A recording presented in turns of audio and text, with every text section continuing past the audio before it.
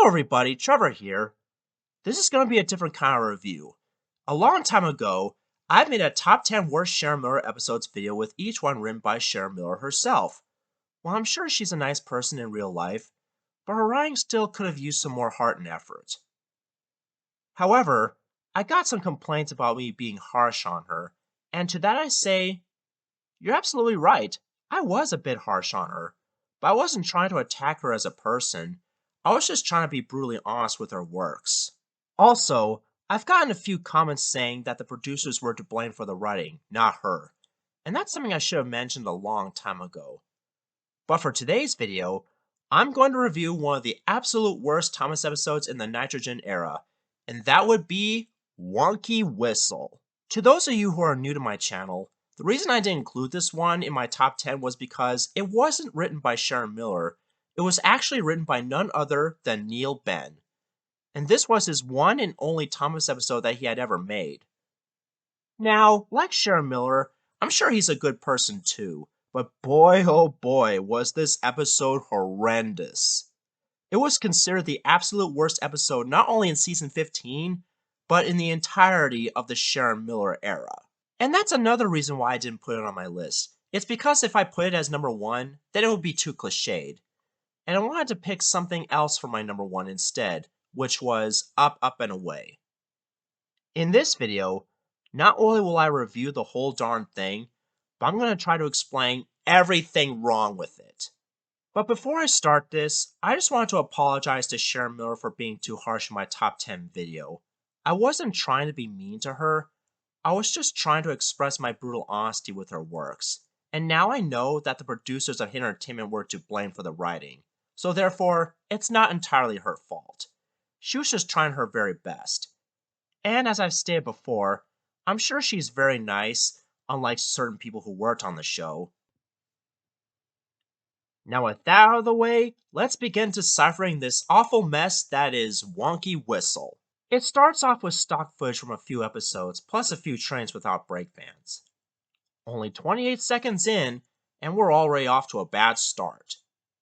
The next scene shows Thomas getting his whistle fixed at the steamworks, followed by Sir Tom Hatt coming in using unnecessary alliteration and rhyming about the country show.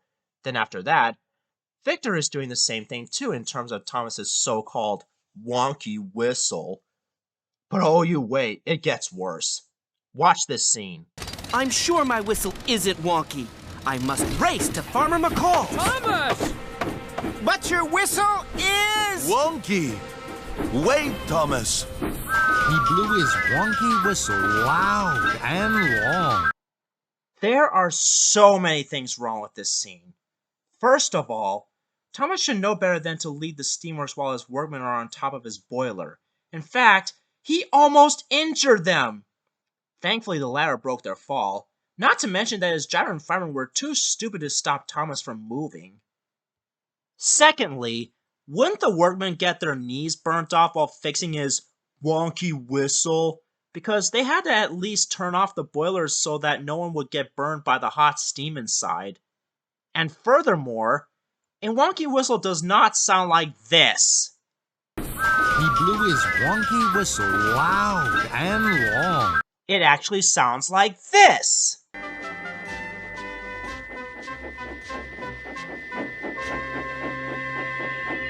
At the station, everyone covered their ears. Sir Topham Hatt covered his ears, too. Just because it's wonky doesn't mean it has to sound like a slide whistle like in that annoying SpongeBob episode. Oh, and I also love it when Kevin rear-ended against the wall and says, "Heaving hooks! What was that?" "Oh, I don't know. A wonky whistle?" Followed by the narrator saying, "But Thomas was very pleased." Yeah, pleased to be an idiot. Now, as much as I love the character in general, but being forgetful like Sydney and being a terrible listener is pretty much his biggest flaw, and that gets annoying really fast. The next scene shows Thomas shoving to Farmer McColl's farm to pick up a single van full of farm animals. Now, like the previous scene, there are also so many things wrong with this one too. 1. Shouldn't there be a brake van at the end of Thomas's small train? I know it's a cliche nitpick, but in real life, you need a brake van for an emergency. Otherwise, there will be a runaway or something. 2. Shouldn't the animals be in separate vans or something so they don't cause a ruckus inside the train? And 3, oh yeah, if you thought that knocking workman off Thomas was bad enough, he almost rips off somebody's arm while he's trying to close the door and lock it so that the animals don't escape. What the hell? Now I know some of you might be thinking, the episode's moral isn't about hurting someone, it's about learning to be patient.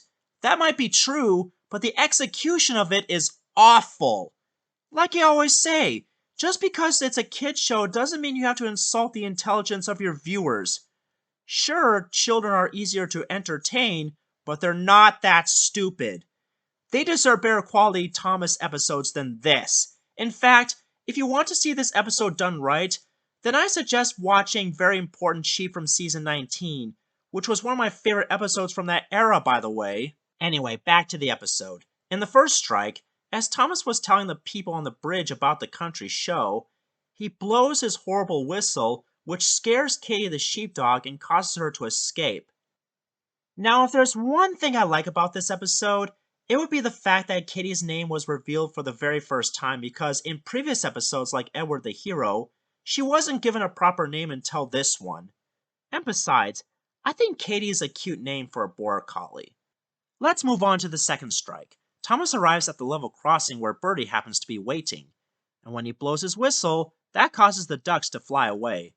Birdie tried to warn Thomas, but because Thomas is so stupid and forgetful, he just didn't hear him.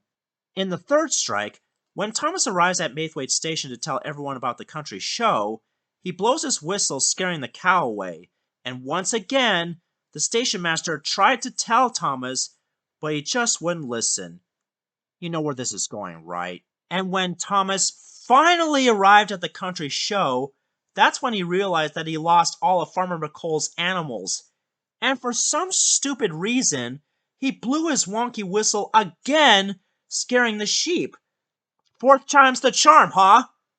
Also, why didn't they secure the gate properly earlier before the sheep escaped? And when Thomas realized that it was his whistle that scared the animals away and that the people in Birdie tried to warn him about, I'm like, you just realized that now? Let's look at Very Important Sheep again. In that episode, Percy accidentally made a hole in the livestock van and didn't realize the sheep escaped one by one until the very end of the episode. Thankfully, Thomas, Annie, and Clarabelle managed to pick up all the sheep and take them to the fair. And the best part is, no one got nearly hurt! This is why I put this episode in my top 25 Andrew Brenner episodes list, because it is Wonky Whistle done right. I mean, it's not perfect, but it has much better moral execution than this. In this episode, however, Thomas really didn't do anything to fix the problem until it was too late.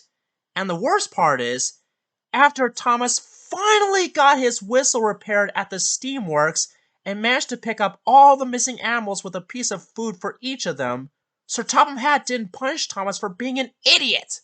I'm not saying Thomas should be scrapped because that would be too harsh. I'm just saying that he needs a proper consequence by staying in his shed for a very long time or something like that. Because all the bad things he had done in this episode were just wrong. Very wrong. Overall, this episode was not only horrendous, but very stupid.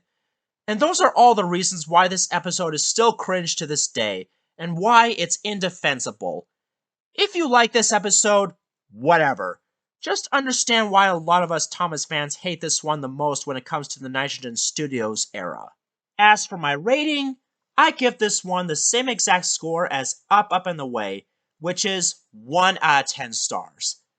And like all bad Thomas episodes, it has at least one positive thing, which is Kitty's name being revealed for the first time, because if it wasn't for this episode, Kitty wouldn't have been given a proper name at all.